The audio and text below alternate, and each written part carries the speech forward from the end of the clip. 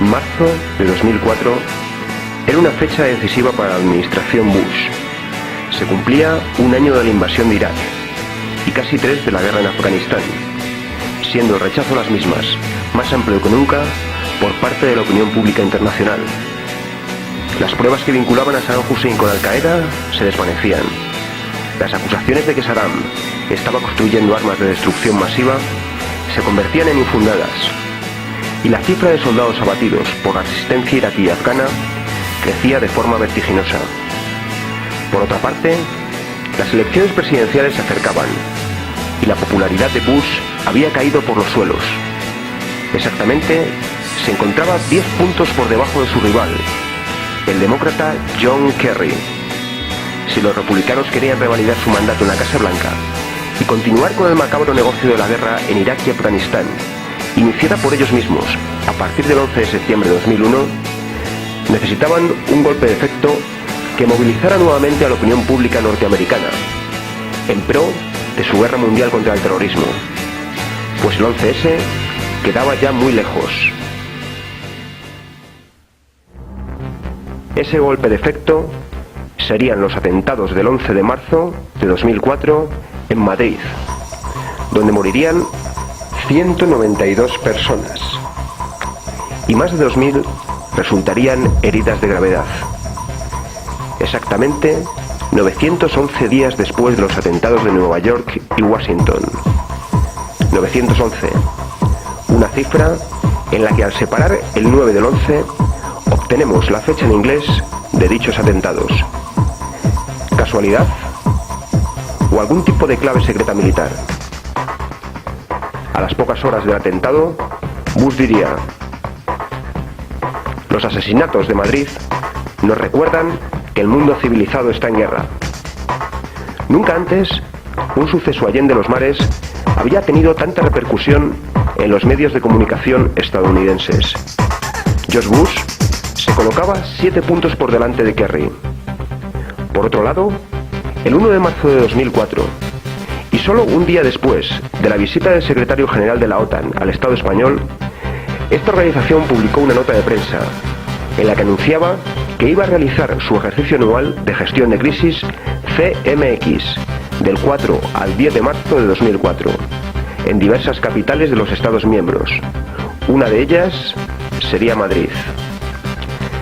El ejercicio consistiría en un simulacro de una operación antiterrorista en el que intervendrían multitud de personal militar y civil vinculado a la OTAN, que tendrían vía libre durante aquellos días para moverse por Madrid con toda clase de material militar, algo que llevaron a cabo con total impunidad y sin control alguno por parte de las autoridades locales.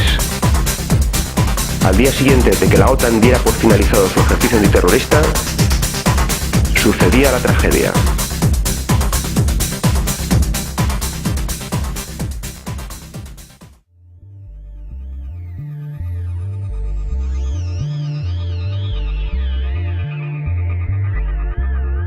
Lo primero que sorprende a la hora de referirnos a los supuestos autores de los atentados del 11 de marzo es que aún no tenemos ni una sola imagen de ellos el día de los hechos en las diferentes estaciones de metro, a pesar de contar estas con multitud de cámaras de seguridad.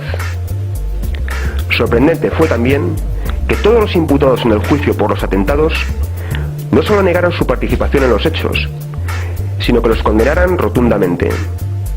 Algo atípico en unos islamistas fanáticos que deberían de estar orgullosos de sus acciones. Recordemos que muchos de ellos, como el egipcio, acusado desde el primer momento, tanto por la prensa como por la policía, de ser el cerebro del 11M, quedaron en libertad sin cargos. Pero para entender esto un poco mejor, conozcamos a los supuestos autores. Casi todos los acusados estaban bajo algún tipo de control policial, incluidos los supuestos autores materiales, pues se trataba de contrabandistas locales, chorizos de barrio, estafadores, traficantes de droga y en algunos casos confidentes de la propia policía. Unos integristas un tanto atípicos, que habían sido vistos en muchas ocasiones frecuentando prostíbulos. Estos poco castos terroristas, que carecían de todo tipo de experiencia previa en estas lides, según la versión oficial, fueron capaces de cometer el atentado más mortífero en la historia de Europa, llevando a cabo todos los preparativos con precisión milimétrica, sin un solo descuido y sin ser descubiertos por la policía, a pesar del impresionante despliegue policial ordenado días antes por el gobierno Aznar, el mayor en la historia de España, debido al riesgo de un posible atentado ante la cercanía de las elecciones generales. Es llamativo que fueran tan habilidosos en los preparativos y en la ejecución de los atentados y tan inoperantes tras ellos, dejando multitud de pruebas incriminatorias. Unas pruebas que conducirían a la localización de los supuestos autores materiales en el piso de Leganés. La policía ya tenía sus cabezas de turco, unos mafiosetes del 3 al cuarto que a nadie importaban y a nadie importarían.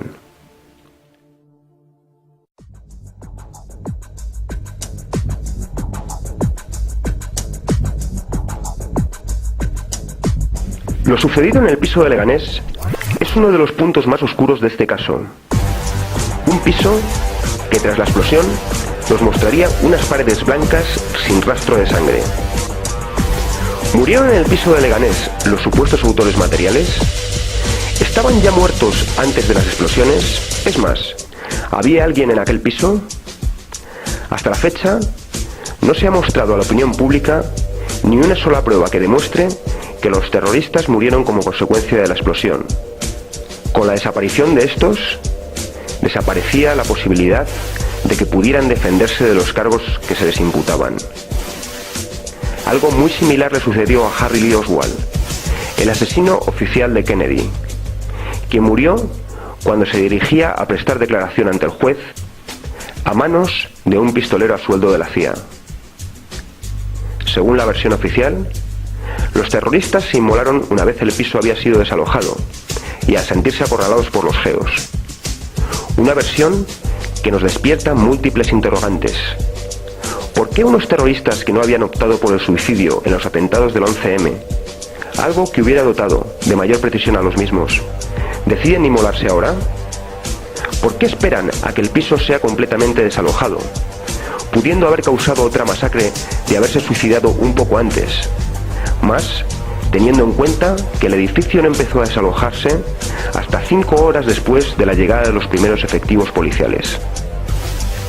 También es casualidad que en el momento de ser descubiertos se encontraran juntos la totalidad de los supuestos autores y que dispusieran del material necesario para inmolarse y para hacer detonar los explosivos, algo que exige su tiempo.